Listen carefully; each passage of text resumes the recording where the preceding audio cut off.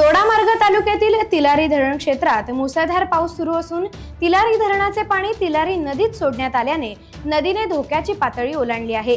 साटेली भेडशी नदीला देखील पुराचं पाणी आलं असून हे पाणी ख्रिस्ती बांधवांच्या दफनभूमीमध्ये शिरलं आहे। झरे काजूळवाडी पाण्याखाली असून म्हावळणकरवाडी देखील चोहीकडे पाण्याच्या प्रवाहात आली आहे। परमे गावाला पुराचा विळखा आहे।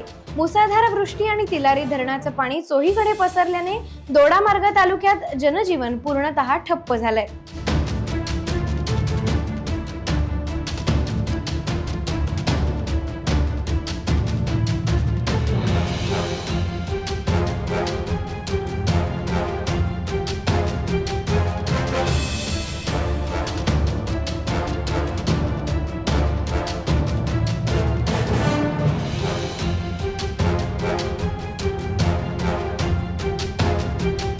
टाइम्स डिजिटलला लाईक करा, शेअर करा, सबस्क्राइब करा आणि बेल आयकॉन दाबायला विसरू नका।